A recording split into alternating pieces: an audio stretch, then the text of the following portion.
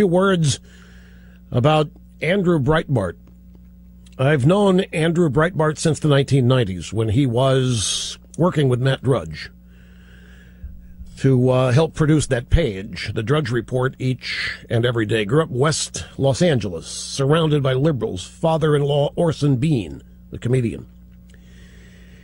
Sometime during the 1990s, the early 90s, Breitbart had an awakening. Was constantly questioning what was all around him, which was really extreme liberalism. And he became, as many of you in the audience know, a bulldog. He literally was an indefatigable bulldog for the conservative cause. Did things that nobody else has done on the internet, where there are a lot of players. He accomplished quite a lot, much more than a lot of people. A lot of people get into the business for a number of reasons. His was to affect change. He really sought to affect change above everything else. A lot of people get into it to make a name for themselves. He was about that too, of course, but he really was about affecting change. And he did on numerous occasions with Acorn, Anthony Weiner, Shirley Sherrod, just to name three of his most famous examples. But he was a bulldog. Was walking outside his home in his neighborhood in Brentwood just after midnight, keeled over. People had talked to him 2 hours prior. He sounded perfectly fine. They're shocked. His family stunned.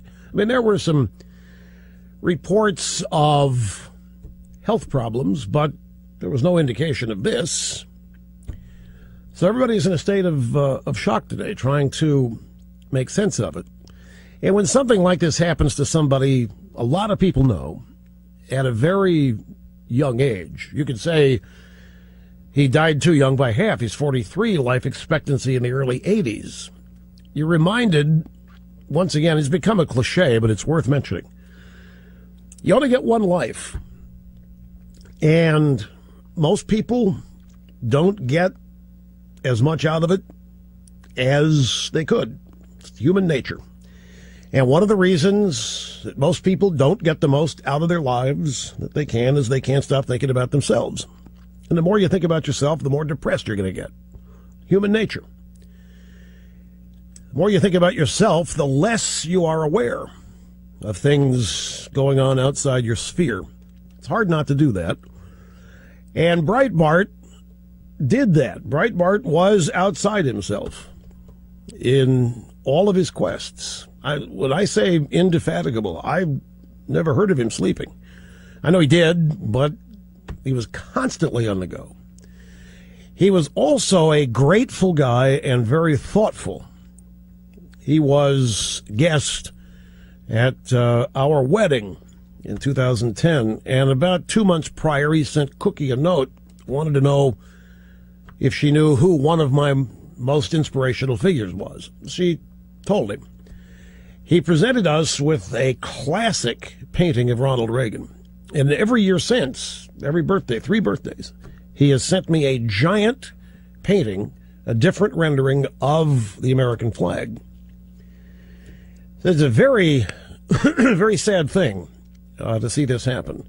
And I've been made aware that some of the leftists on Twitter and other blog sites are filled with an unspeakable, callous and coarse mean-spiritedness today.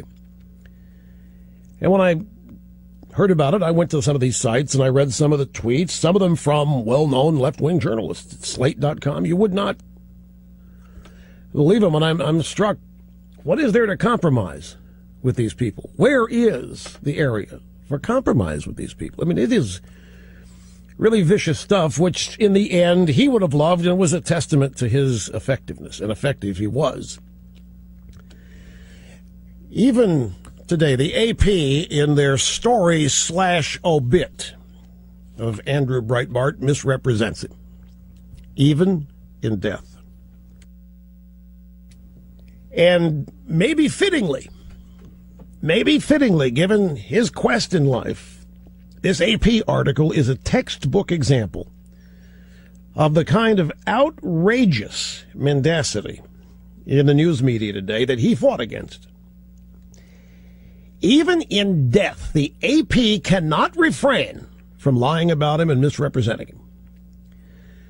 They treat his posting of the Shirley Sherrod video clip as one of the highlights of his career only in order to use it against him. But Breitbart's clip did not misrepresent her views. The clip that he posted, he had the big government websites, big journalism websites. The clip that he posted of Shirley Sherrod contained enough of her comments that any fair-minded viewer would realize she was telling the audience about her previous prejudices. This was the case involving all of the mythical black farmers who were signed up for a giant government payout. And she and her husband were in on that. And so many of them were not qualified to receive the payment. And they all got the payment on the basis of past racism and bigotry and all of this. And he exposed Shirley Sherrod, just as he exposed Anthony Weiner's photos.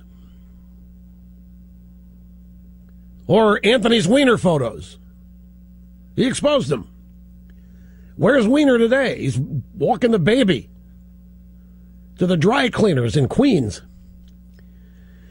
Then there was Acorn. Remember the James O'Keefe videos? That was Andrew Breitbart. Walking in, portraying a pimp and a prostitute. Looking for ways to scam the system. And there was Acorn telling them how to do it.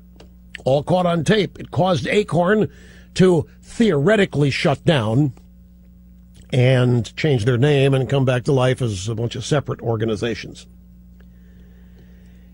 The AP article damns Andrew Breitbart with faint praise. It describes him as an outspoken critic of the mainstream media, but was lionized by his fans for his efforts at exposing government corruption and media bias. Now, was he only lionized by his fans? Wouldn't you think that real-life journalists would applaud Breitbart's efforts to expose government corruption and media bias?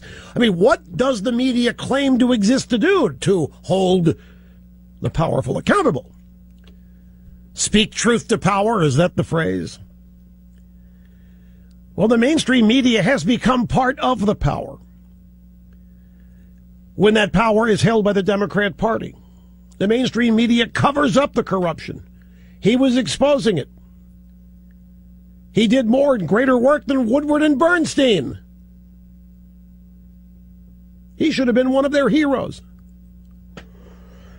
But he wasn't. He should have been given the same kind of hero worship that Woodward and Bernstein have gotten. And unlike the work of Woodward and Bernstein, Breitbart's investigations were actually truthful.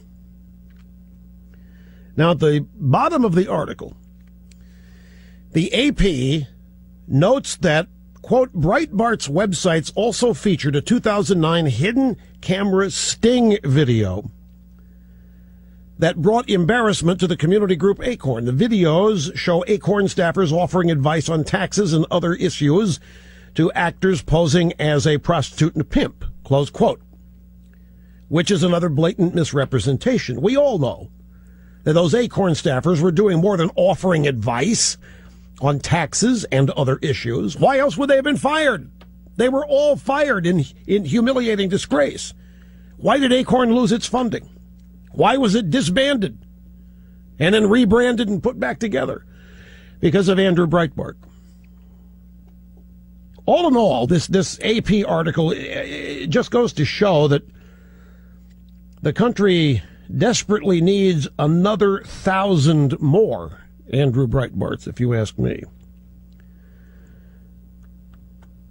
And he was something. Constantly on the go. Constantly revved up.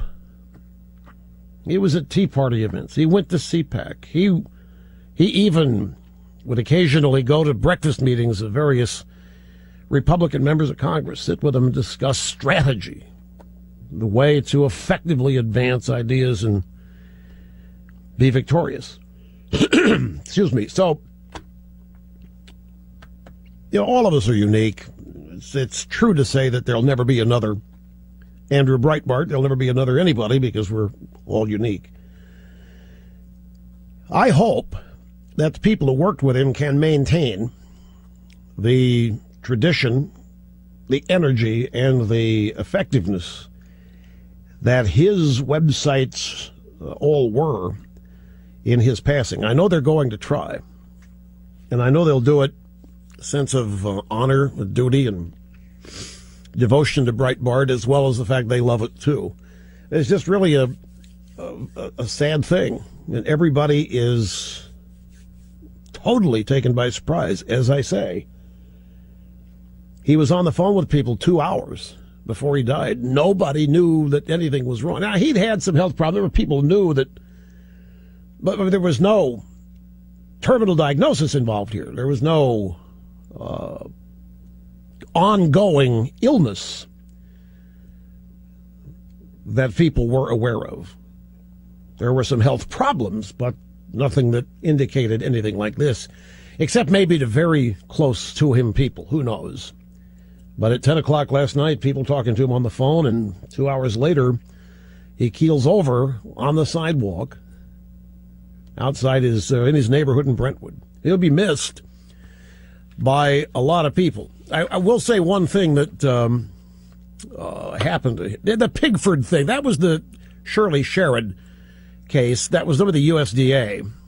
The Pigford settlement. This is where black farmers scored big on the federal government for past discrimination way back, and they just tried to find as many people as they can. Had never been farmers. Family had never been farmers. It was one of his highlights of his career. But I noted change in him over the years. I think this is a life lesson.